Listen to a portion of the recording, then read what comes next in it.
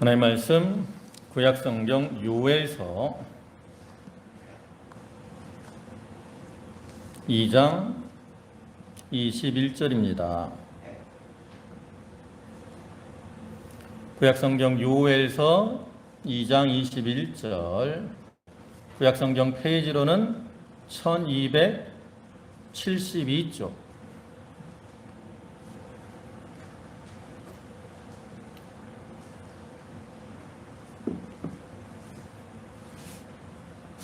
요엘서 2장 21절부터 27절까지 말씀입니다. 봉독하겠습니다. 땅이여 두려워 말고 기뻐하며 즐거워할지어다. 여호와께서 큰 일을 행하셨음이로다. 들 짐승들아 두려워 말지어다. 들의 풀이 싹이 나며 나무가 열매를 맺으며 무화과나무와 포도나무가 다 힘을 내는도다. 시온의 자녀들아 너희는 너희 하나님 여호와로 인하여 기뻐하며 즐거워할지어다.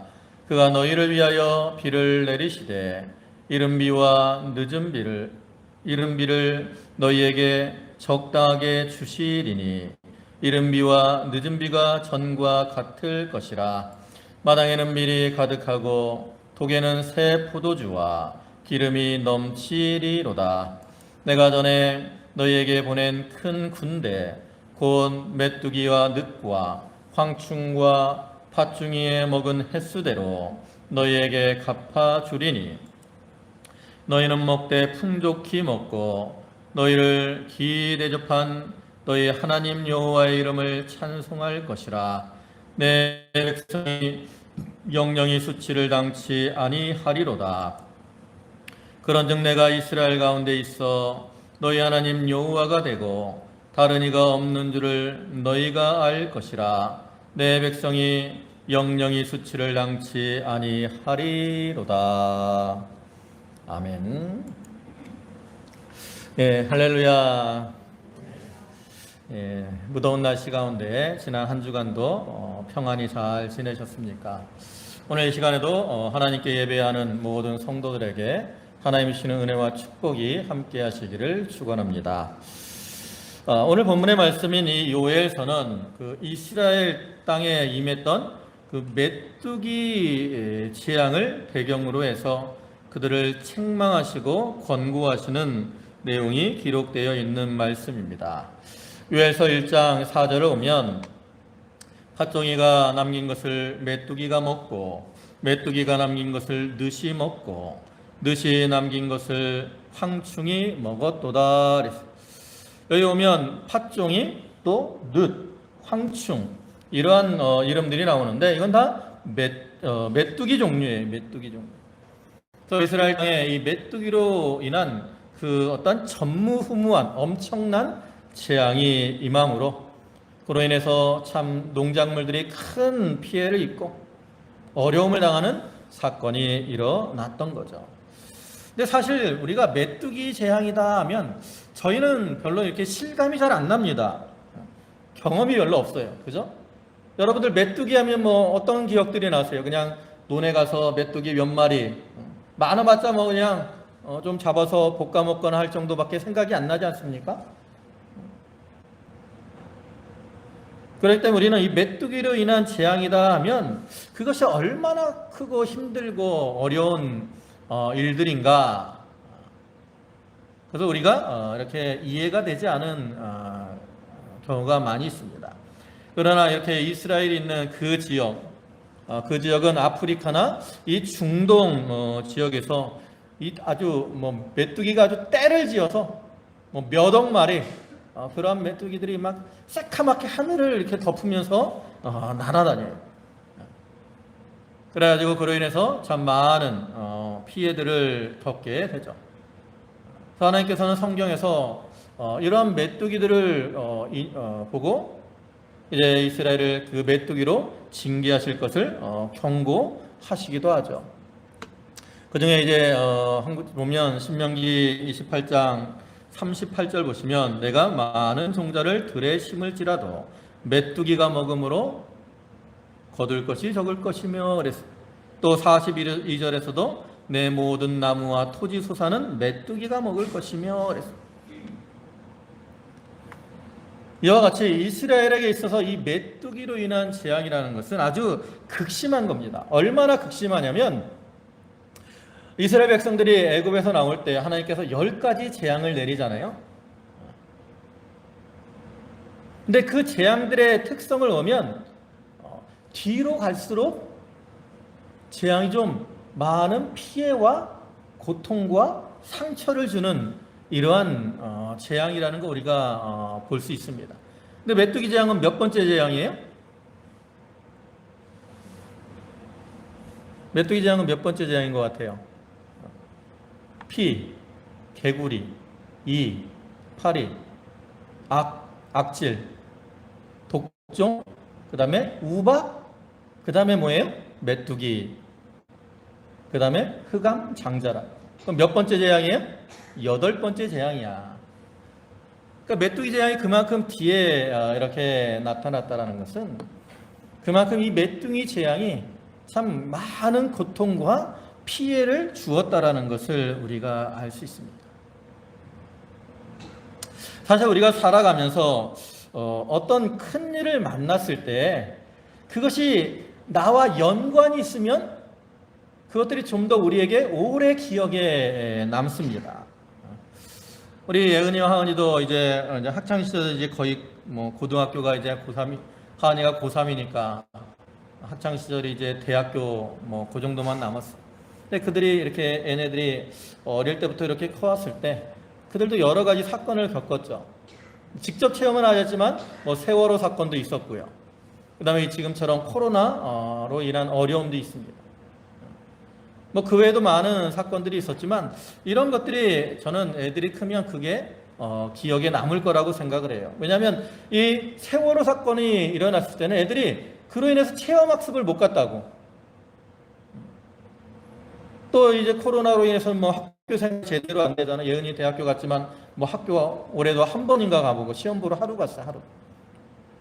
그래서 어려운 것을 자기 생활과 연관을 해서 체험을 했기 때문에 그것이 오래도록 기억에 남게 되죠.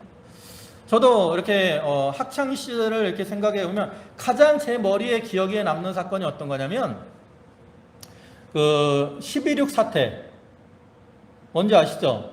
박정희 대통령 서거 사건. 저는 이게 머리에 계속 남아 있어요. 제가 이게 초등학교 5학년 때 사건이거든요. 근데 왜 이게 기억에 남느냐? 뭐 제가 대통령을 좋아해서 이거 아니야. 왜 기억에 남느냐면 저희가 10월 27일 날 소풍을 가기로 예정이 돼 있었어요. 초등학교 때 소풍을 간다고. 여러분 초등학교 때 제일 좋은 일이 뭐예요? 소풍 가는 거 아닙니까? 소풍을 가려고 이제 기대를 하면서 밤에 잠도 안 오고 두근두근 하면서 또 엄마 졸라가지고 김밥도 싸고 준비 다 해놓고 이제 소풍을 가려고 기대를 하고 있잖아요. 근데 아침에 일어났는데 분위기가 이상한 거야. 근데 뭐 그때는 뭐 전화들이 다 뭐 핸드폰이 있고 그런 게 아니니까 학교는 갔어요. 이제 기대를 하고 소풍 갈 준비를 하고 학교를 갔다. 근데 대통령이 총 맞아서 돌아가셔가지고 소풍을 못 간다는 거야. 근데 철이 없으니까 뭐 초등학교 5학년이 뭘 알아요. 대통령이 죽은 게 큰 거겠어요? 소풍을 못 간 게 큰 거겠어요? 이 소풍을 못 간 게 큰 거라고. 그래서 이제 학교 소풍을 못 가고 그냥 학교에 모여서 김밥 먹고 이렇게 보냈던 기억이 있는데 그런 기억 때문에 이 12.6 사태는 제 머릿속에 이렇게 오랫동안 이렇게 남아있다고. 그와 같이 우리가 삶 속에서 어떠한 사건을 체험하고 그것이 나와 이렇게 관계가 있을 때 그것이 오래도록 자기의 기억 속에 남아있게 되거든요.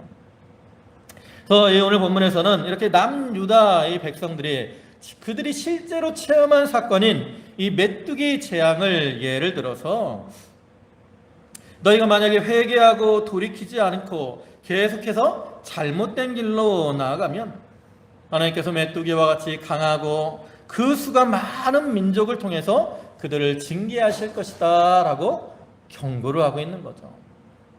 그러면서 거기서 끝나는 것이 아니라 그와 연관을 해서 이제 또 회개하고 돌이키면 반대로 하나님께서 은혜를 주시되, 어떤 은혜를 주시느냐? 오늘 본문에 말씀하고 있는 것처럼 하나님이 그들과 함께 하실 것이다 라고 약속을 하셔요. 오늘 본문 27절을 보시면 뭐라고 합니까? 그런즉 내가 이스라엘 가운데 있어 그러잖아요.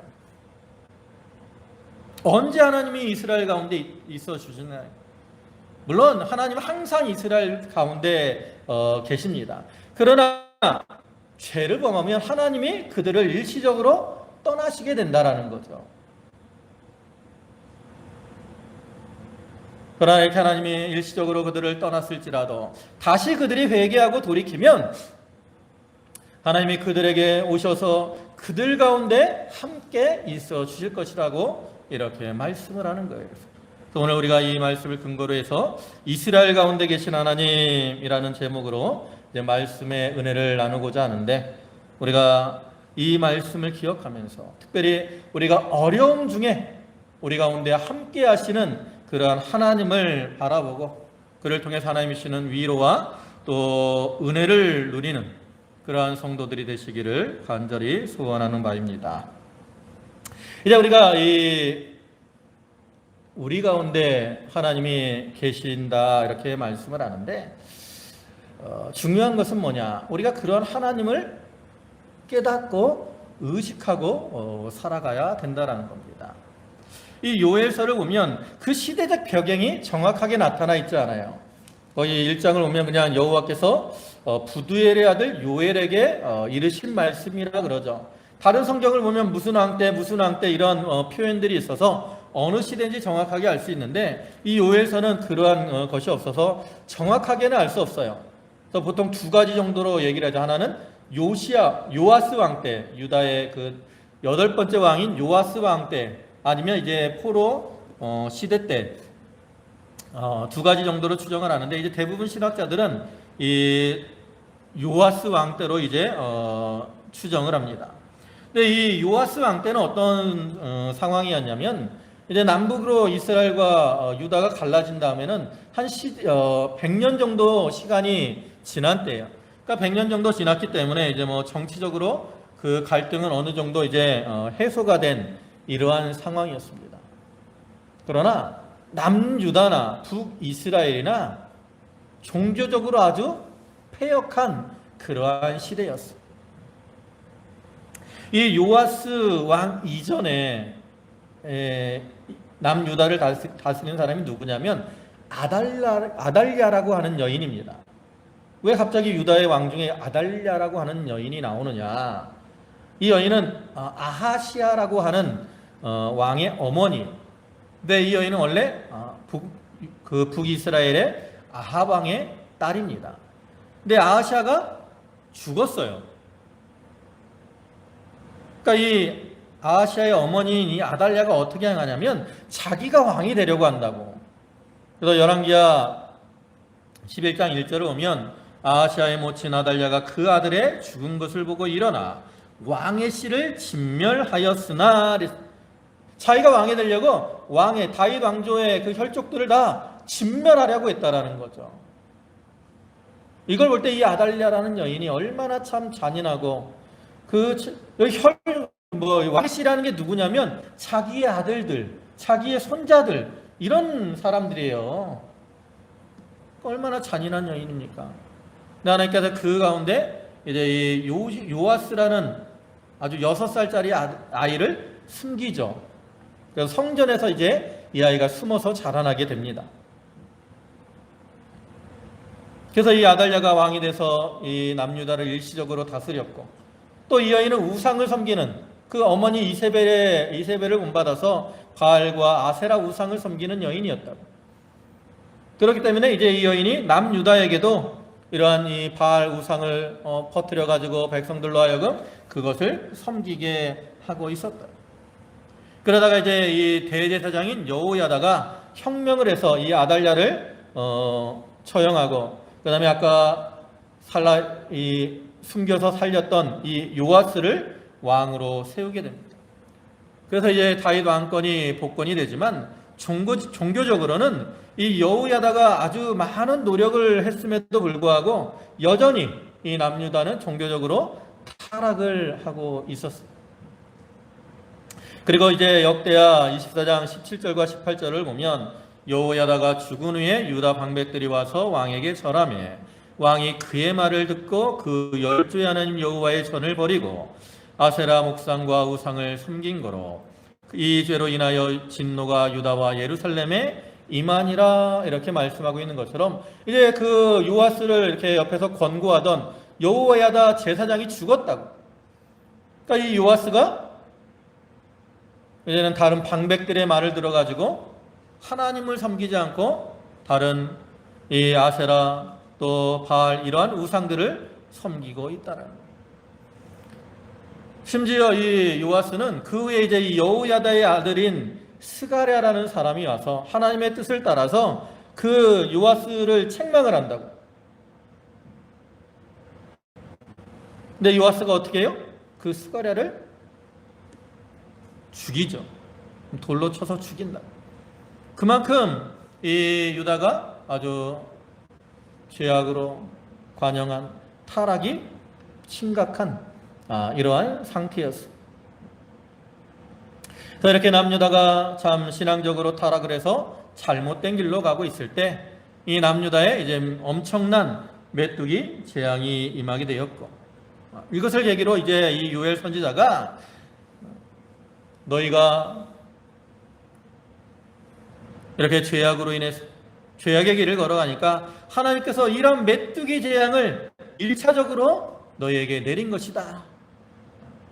그러면서 너희가 회개하지 않으면 이제 유다의 멸망을 초래할 여호와의 날 심판에 임할 것을 경고로 하나님께서 이렇게 너희에게 보내신 것이다.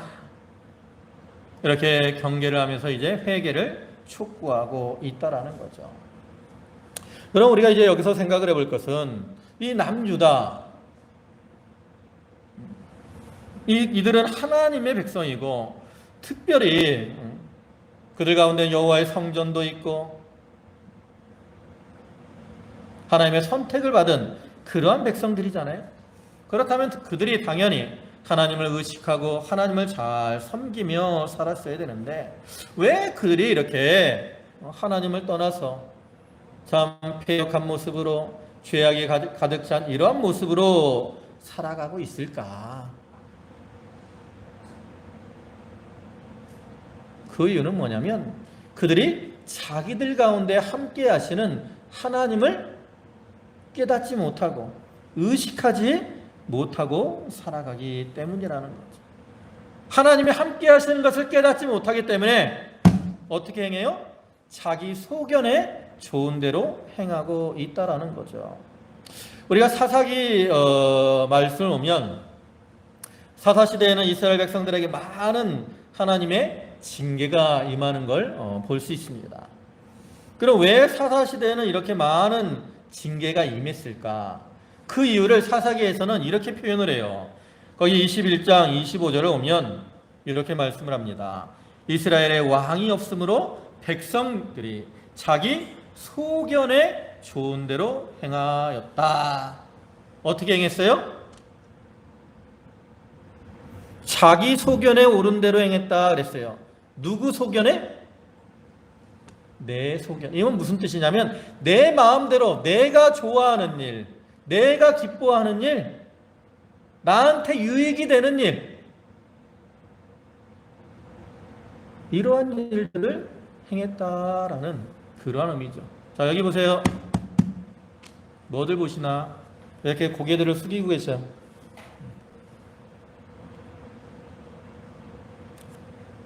이 사사시대는 왕은 없었지만 누가 이스라엘의 왕으로 백성을 다스리는 시대입니까?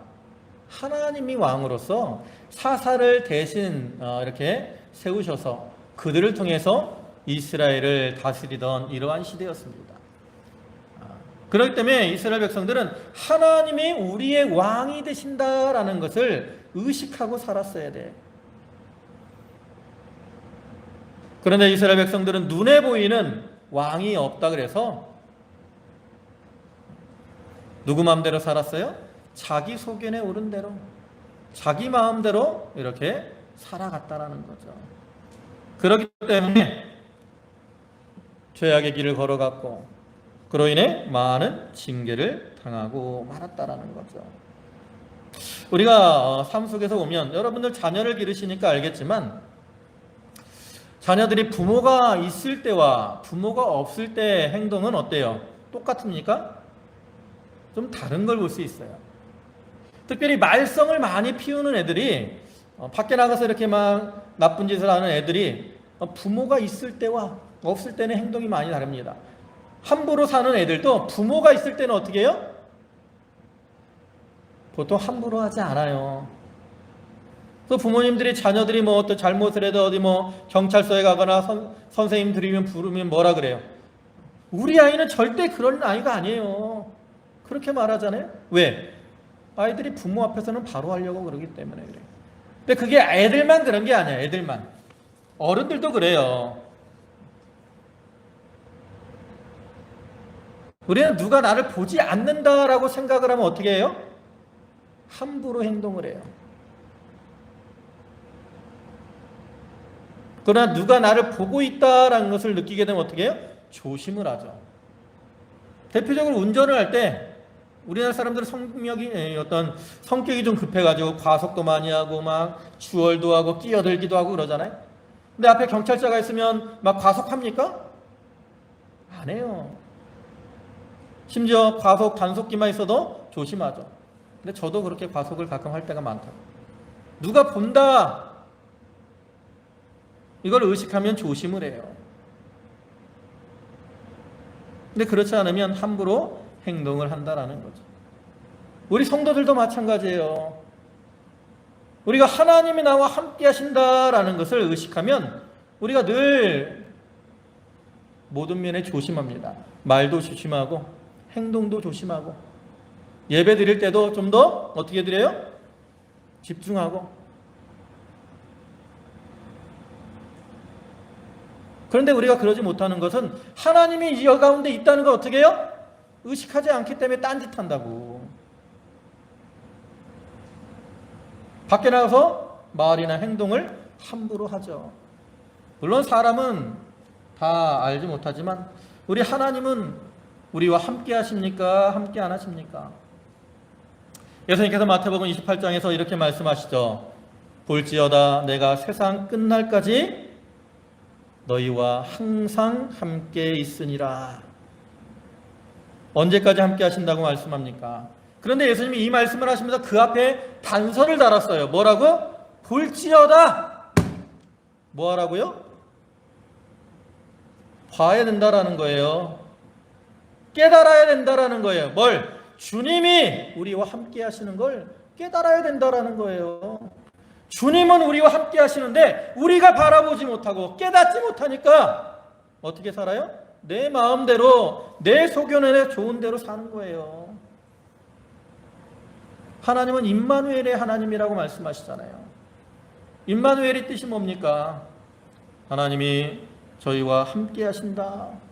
하나님이 우리와 함께 하신다라는 그러한 뜻이잖아요. 하나님은 우리와 함께 하셔요. 여러분 믿으십니까? 그걸 의식하며 사십니까? 여러분, 하나님이 우리와 함께 하심을 우리가 깨닫고 의식하며 살아야 됩니다. 그래야 우리가 하나님을 기쁘시게 할 수 있고, 우리 가운데 함께 하시면서 역사하시는 하나님의 은혜를 체험할 수 있는 거예요. 이제 오늘 본문을 보면 하나님이 우리 가운데 함께 하신다라고 말씀을 하시면서 그냥 단순히 가만히 계시는 것이 아니라 그 가운데 역사하시는 면을 이제 쭉 말씀을 합니다. 여러분, 하나님이 함께 하신다는 그냥 단순히 멍하니 옆에 앉아 있는 게 아니에요. 우리 가운데 함께 하시면서 역사를 하신다. 물론 하나님이 함께 하시기만 해도 우린 기쁩니다. 어린아이들이 부모가 함께 있는 것만으로도 위로를 받고 기뻐할 수 있는 것처럼 하나님이 우리와 함께 하시는 것만으로도 우리가 기뻐하고 즐거워할 수 있어요. 그러나 하나님 우리와 단순히 그냥 함께 하실 때 같이 그냥 옆에 가만히 계시는 것이 아니라 우리 가운데서 역사하시고 은혜를 베풀어 신다는 거죠. 그럼 이제 하나님은 우리와 함께 하시면서 어떠한 역사를 베푸실까? 오늘 본문에서는 하나님이 역사하시는 모습을 6가지로 말씀을 합니다. 첫째로는 뭐냐? 하나님 여호와가 되어 주십니다.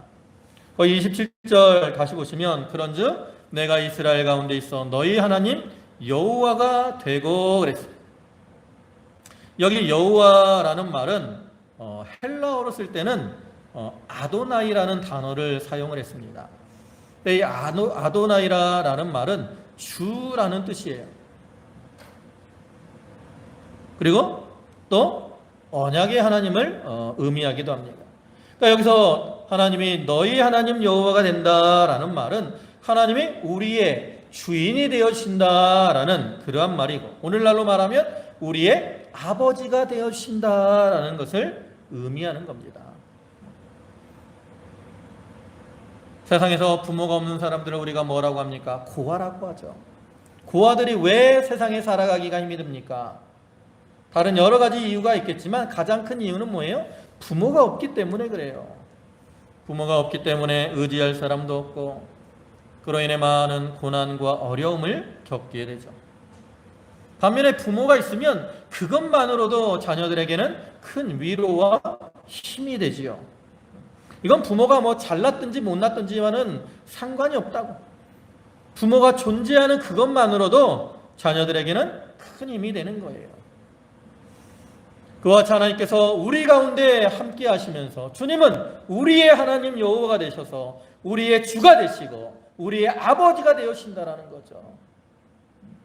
그래서 우리는 그러한 하나님으로 인해서 힘을 얻고 또 위로를 얻고 모든 어려움들을 다 이겨나갈 수가 있는 겁니다. 그다음에 두 번째로 하나님이 하시는 역사는 뭐냐면 하나님의 백성을 흡족하게 해 주십니다. 본문 앞에 19절을 보시면 이렇게 말씀을 하죠. 여호와께서 그들에게 응답하여 이르시기를 내가 너희에게 곡식과 새 포도주와 기름을 주리니 너희가 이로 인하여 흡족하리라.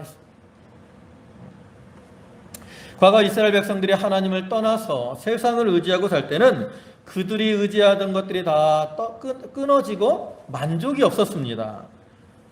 그래서 그러한 상태를 1장에서 여러 가지로 말하는데 1장 4절에서는 메뚜기와 늑과 황충이 다 먹어버렸다라고 말을 하고요. 또 5절에서는 단 포도주가 끊어졌다라고 말을 합니다. 또 7절에서는 포도나무와 무화과나무를 긁어서 말갛게 벗겨서 가지가 하얗게 되어서 아무런 열매도 없게 될 것이다 그랬어요. 먹을 것이 없기 때문에 나무 껍질을 벗겨버린다는 거예요. 그거 먹으려고. 우리 옛날에도 초급 목피 그랬잖아요. 그만큼 어렵게 된다라는 거죠. 또 10절에서는 밭이 황무하고 토지가 처량하여 곡식이 지나고 새 포도주가 말랐고 기름이 다하였다 그랬어요. 또 12절에서는 포도나무, 무화과나무, 석류나무, 대추나무, 사과나무와 밭의 모든 나무가 다 시들었고 그로 인하여 인간의 희락이 말랐다 그랬어요. 왜 이렇게 됐어요? 하나님을 떠났기 때문에. 하나님을 떠났기 때문에 그들에게서 하나님의 은혜가 떠나고 그로 인해서 이렇게 처량하고 부족하고 곤고한 상태에 처하게 되었다라는 거죠.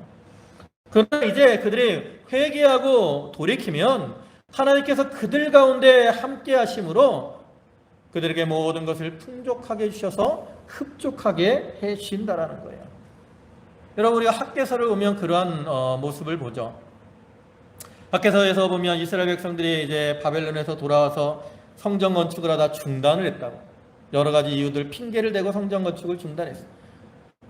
근데 이렇게 성전 건축을 중단한 건 그들이 하나님을 떠난 것과 같아요. 그러니까 어떻게 돼요? 만일지라도 수입이 적고 또 먹을지라도 배부르지 않고 마실지라도 흡족하지 못하고 옷을 입어도 따뜻하지 못하고 일꾼이 싹을 받아도 어디에 넣어둔 것 같아요? 구멍 뚫어진 전대에 넣은 것 같다 그랬어. 그것이 하나님을 떠난 상태라는 거죠. 그러나 이제 다시 그들이 성전을 건축하기 시작하니까 하나님 뭐라고 합니까? 오늘부터 너희에게 복을 주리라. 하나님을 떠나면 만족이 없어요. 기쁨이 없습니다. 처량합니다. 불쌍해요. 그러나 하나님께 돌아오면 언제부터 복을 쉬어요? 그날부터 복을 쉬는 거예요. 그래서 빌립보서 4장 11절을 보면 내가 궁핍함으로 말하는 것이 아니라 어떠한 형편에든지 내가 자족하기를 배웠노니 내가 비천에 처할 줄도 알고 풍부에 처할 줄도 알아. 모든 일에 배부르며 배고픔과 풍부와 궁핍에도 일체의 비결을 배웠노라. 바울은 하나님이 함께 하시니까 거기서 흡족한 거예요. 그래서 참 궁핍하든지 또 배고프든지 자족하며 만족하며 즐거워하게 되었다라는 거죠. 이러한 바울의 고백과 같이 오늘날 우리들도 하나님이 나와 함께 하시면 이러한 기쁨, 만족, 흡족함을 누릴 수가 있는 겁니다. 네, 세 번째로 하나님이 하시는 역사는 뭐냐면 모든 것을 회복시켜 주십니다. 보면 21절 말씀입니다. 땅이여 두려워 말고 기뻐하며 즐거워할지어다. 여호와께서 큰 일을 행하셨음이로다. 들 짐승들아 두려워 말지어다. 들의 풀이 싹이 나며 나무가 열매를 맺으며 무화과 나무와 포도나무가 다 힘을 내는도다. 그랬어요. 또 24절에서는 마당에는 밀이 가득하고 독에는 새 포도주와 기름이 넘치리로다. 그랬습니다. 이 말씀은 무엇을 의미하는 거예요? 이스라엘이 회복될 것을 의미하는 겁니다. 앞에서 말씀드린 대로 이스라엘 백성들이 죄악 가운데 행할 때는 하나님의 징계가 임해서 메뚜기가 모든 것을 다 뜯어먹으니까 아무것도 없는 그러한 상태가 되었지만 이제 그들이 회개하고 돌이켜 돌아오면 하나님이 그들을 회복시켜 주시고 파괴하고 깨어지고 무너졌던 것들을 다 회복시켜 주신다는 거죠. 여러분, 하나님은 공의 하나님이시기 때문에 죄에 대해서 어떻게 하세요? 부수시고 파괴하시고 뽑으시는 그러한 하나님이십니다. 그러나 하나님은 그대로 내버려 두시는 것이 아니라 그 후에는 어떻게 하셔요? 다시 심으시고 건설하시는 그러한 하나님이세요. 또 예레미야를 보면 그러한 표현들이 나오죠. 그래서 예레미야 1장 10절을 보면 보라 내가 오늘날 너를 열방 만국 위에 세우고 너를 뽑으며 파괴하며 파멸하며 넘어뜨리며 건설하며 심게 하였느니라. 그래서 여기 보면 하나님이 예레미야를 통해서 뭐 하신다 그랬어요? 뽑으며 파괴하며 파멸하며 넘어뜨리는 일을 하시는 것, 책망하고 징계하는 일을 먼저 하시는 거죠. 근데 거기서 끝이 아니라는 거죠. 그 다음에 뭐가 있어요? 건설하며 심게 하느니라. 지금 집이 잘못 지어져 있어. 밭에 잘못된 곡식들이, 잘못된 이런 풀들이 자라고 있다고. 그럼 어떻게 해야 돼? 밭에 나무를 곡식을 심으려면 먼저 뽑아내야 돼. 그것들을, 잘못된 것들을. 집이 잘못 지어졌으면 어떻게 해야 돼요? 잘못된 것들을 해야 새로 지을 수 있다라는 거죠. 하나님 먼저 어떻게 해요? 뽑고 부수는 일을 먼저 하시는 거예요. 그리고 나서 그 다음에 심고 건설하는 일을 하시죠. 이뿐만 아니라 여기 예레미야 31장에서도 이렇게 말씀하죠. 내가 경성하여 그들을 뽑으며 회파하며 전복하며 멸하며 곤란케 하던 것 같이 경성하여 그들을 세우며 심으리라. 여호와의 말이니라. 하나님이 친히 이러한 일을 하시겠다라는 거예요. 뽑으며 회파하며 전복시키고 멸하고 곤란케 하셨지만 이제는 다시 어떻게 하셔요? 그들을 세우며 심어주시겠다라고 말씀하잖아요. 이와 같이 우리가 회개하고 돌이키면 하나님은 다 파괴하고 다 뽑고 다 무너뜨린 것 같아도 거기서 다시 심으셔서 자라나게 하시고 다시 아름다운 집을 세워주시는 겁니다. 여러분, 지금의 여러분의 상태가 다 무너진 것 같고 다 뽑힌 것 같아도 하나님이 다시 심어주시고 세워주시면 모든 것이 회복되는 그러한 놀라운 역사가 일어나게 되죠. 그러니까 우리가 비록 힘들고 어렵더라도 낙심하지 말고 이와 같이 회복시켜 주시는 하나님을 바라보고 하나님께 소망을 두고 살아가는 성도들이 되도록 해야 되겠습니다. 그런데 네 번째로는 어떤 역사를 하시느냐, 이른 비와 늦은 비를 내려주십니다. 이 3절을 보시면 시온의 자녀들아 너희는 너희 하나님 여호와로 인하여 기뻐하며 즐거워할지어다. 그가 너희를 위하여 비를 내리시되 이른 비와 늦은 비가 전과 같을 것이라 그랬습니다. 여기서 이른 비와 늦은 비는 뭘 상징하는 겁니까? 하나님의 은혜를 상징하는 거잖아요. 그래서 하나님은 믿음으로 살면 이른 비와 늦은 비를 주시겠다라고 말씀을 하죠. 여러분, 이스라엘 백성들이 거하는 땅은 어떤 땅이에요? 좋은 땅이에요? 나쁜 땅이에요? 우리가 성경에서는 그 땅을 가나안 복지, 젖과 꿀이 흐르는 땅 이렇게 표현을 해요. 근데 실제로 그 땅은 어떤 땅이에요? 거기 신명기 11장 10절부터 보면 내가 들어가 얻으려 하는 땅은 내가 나온 애굽 땅과 같지 않다. 애굽 땅은 좋은데 그 땅과 같지 않아요. 어떤 땅이기 때문에 산과 골짜기가 있어서 하늘에서 내리는 비를 흡수하는 땅이에요. 비를 흡수해요. 그러니까 땅이 자꾸 마른다고. 근데 왜 그 땅이 젖과 꿀이 흐르는 땅이 되고 복지가 되느냐? 거기 그 다음에 말하잖아요. 내 하나님 여호와께서 권고하시는 땅이라. 하나님이 권고하시는 땅이기 때문에 그 땅이 젖과 꿀이 흐르는 땅이 되고 복지가 되는 거죠. 그럼 언제 하나님이 이렇게 권고하시느냐? 그 뒤에 이렇게 말씀을 해요. 내가 오늘날 너희에게 명하는 나의 명령을 너희가 청종하고 너희 하나님 여호와를 사랑하여 마음을 다하고 성품을 다하여 섬기면 여호와께서 너희 땅에 이른 비 늦은 비를 적당한 때에 내리시리니 너희가 곡식과 포도주와 기름을 얻을 것이요 또 육축을 위하여 들에 풀이 나게 하시리니 내가 먹고 배부를 것이라. 하나님의 권고가 언제 맙니까? 하나님의 뜻대로 살 때, 하나님을 의식하고 하나님의 뜻대로 살 때, 그때 하나님의 권고가 임하고 이른 비와 늦은 비를 내려주시기 때문에 그 땅이 가나안 복지가 되는 것이고 젖과 꿀이 흐르는 땅이 되는 거예요. 비록 우리가 오늘날 여러 가지 것으로 힘들지만 힘들고 어려울지라도 하나님을 소망하고 하나님만 의지하면 이렇게 하나님이 권고해 주시고 이른 비와 늦은 비를 내려주셔서 우리가 그 가운데 평안하게 살아갈 수가 있습니다. 그런데 다섯 번째는 어떤 역사를 하시느냐? 고생한 횟수대로 갚아주신다라고 말씀을 하죠. 25절과 26절 보면 내가 전에 너희에게 보낸 큰 군대 곧 메뚜기와 늑과 황충과 팥종이에 먹은 횟수대로 너희에게 갚아주리니 너희는 먹되 풍족히 먹고 너희를 기이 대접한 너희 하나님 여호와의 이름을 찬송할 것이라 그랬어요. 죄를 범했을 때는 하나님께서 메뚜기, 늑, 황충, 팥종이 이런 것들로 징계하셨지만 회개하고 돌이켜서 하나님께 나오니까 메뚜기가 먹은 횟수대로 계산해서 그들에게 풍족하게 갚아주신다는 거예요.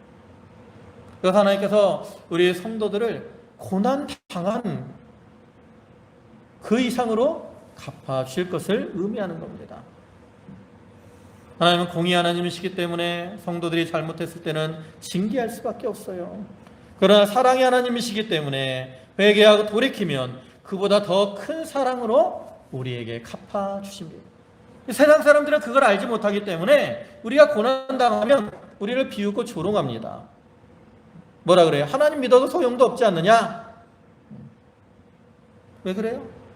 그들은 뒤에서 역사하시고 뒤에서 우리를 품으시고 안아주시는 하나님을 알지 못하기 때문에 그래요. 그러나 하나님은 우리는 그런 하나님을 안다는 거죠.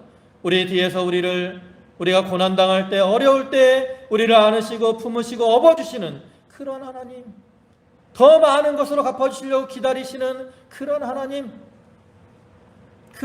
계신다라는 거, 우리가 그것을 늘 의식하고 살아야 됩니다. 그럼 하나님이 이와 같이 넉넉한 은혜로 갚아주십니다. 네, 마지막으로는 어떠한 역사를 하시느냐? 다시는 수치를 당치 않게 하십니다. 거기 26절과 27절 끝에 보면 뭐라고 말하냐면 내 백성이 영영이 수치를 당치 아니하리로다 그랬어요. 이스라엘 백성들이 죄를 범할 때는 하나님의 징계로 인해서 참 수치와 부끄러움을 당했습니다. 그러나 이제 회개하고 돌이키니까 하나님께서 그 수치가 변하여 영광이 되게 해주신다라는 거죠. 여러분, 어느 시대나 우리가 하나님을 떠나면 그 사람은 수치와 부끄러움을 당할 수밖에 없어요. 왜냐하면 인간의 의는 다 뭐와 같다 그랬냐면 더러운 옷과 같다 그랬다고. 하나님을 떠난 사람들은 자기의 의를 자랑합니다. 근데 자기의 의가 어때요? 더러워요. 더러운 옷과 같아. 우리가 새 옷을 입고 아름다운 옷을 입고는 자랑할 수 있지만 더럽고 지저분한 옷을 입고 나가서 자랑을 하면 사람들이 뭐라 그랬어요? 손가락질 하잖아요. 부끄럽고 수치를 당하는 거예요. 그러나 그러한 상태에서 회개하고 돌이키면 어떻게 해주셔요? 하나님이 그러한 더러운 옷을 벗기고 아름다운 옷을 입혀주신다고. 스가랴 3장 3절부터 보면 여호수아가 더러운 옷을 입고 천사 앞에 섰는지라 여호와께서 자기 앞에 선 자들에게 명하사 그 더러운 옷을 벗기라 하시고 또 여호수아에게 이르시되 내가 내 죄가를 제하여 버렸으니 내게 아름다운 옷을 입히리라 하시기로 내가 말하되 정황관을 그 머리에 씌우소서 하매 곧 정황관을 그 머리에 씌우며 옷을 입히고 여호와의 사자는 곁에 섰더라 그랬어요. 전에는 더러운 죄로 인해 더러운 옷을 입었지만 하나님께서 그 더러운 옷을 벗기시고 아름다운 옷을 입혀주시고 정황관을 씌워주시니까 어떻게 돼요? 존귀하게 되고 영광스럽게 되잖아요. 우리가 탕자의 비유에서도 이 모습을 볼 수 있죠. 탕자가 아버지를 떠나서 먼 타국에 가서 살다가 허랑방탕하다 재산을 다 잃어버리니까 어떻게 됐어요? 뭐 하고 살았어요? 돼지 쳤다고. 그 당시에 돼지를 치는 사람은 얼마나 낮고 천한 일입니다. 그 옷이 깔끔하겠어요? 더럽고 추한 옷을 입고 사는 거예요. 그런데 그 탕자가 회개하고 나니까 어떻게 돼요? 아버지가 탕자가 오는 것을 보고 종들에게 뭐라고 말합니까? 가장 좋은 옷으로 입히고 손에 반지를 끼우고 발에 신을 신겨주고 살찐 소를 잡아서 아들을 위해서 잔치를 베풀어 주잖아요. 이와 같이 오늘날에도 우리 성도들이 일시적으로 부끄러움, 수치를 당할 수도 있습니다. 그러나 하나님께서는 자기와 함께하는 자들을 회복시켜줘서 그 수치를 벗어나 존귀케 하며 영광을 얻게 해주시는 거예요. 이제 말씀을 마무리하겠습니다. 자, 우리가 섬기는 하나님은 우리에게서 멀리 계시는 그러한 하나님이 아니라 우리 가운데 계시며 그 가운데서 역사를 행하시는 임마누엘의 하나님이 되십니다. 우리는 그러한 하나님을 의식하고 그러한 하나님을 바라보고 그런 하나님을 의뢰하며 살아가야 됩니다. 그러면 하나님이 행하신 이러한 놀라운 역사가 우리 가운데 풍성하게 임하게 될 겁니다. 바라옵기는 우리 모든 이 시간 주님께 예배하는 모든 성도들이 이와 같이 나와 함께 하시는 하나님을 바라보고 의뢰함으로 이러한 약속하신 은혜와 축복을 누리는 그러한 성도들이 다 되시기를 주님의 이름으로 축원합니다. 아멘. 기도하시겠습니다. 전능하신 아버지 하나님,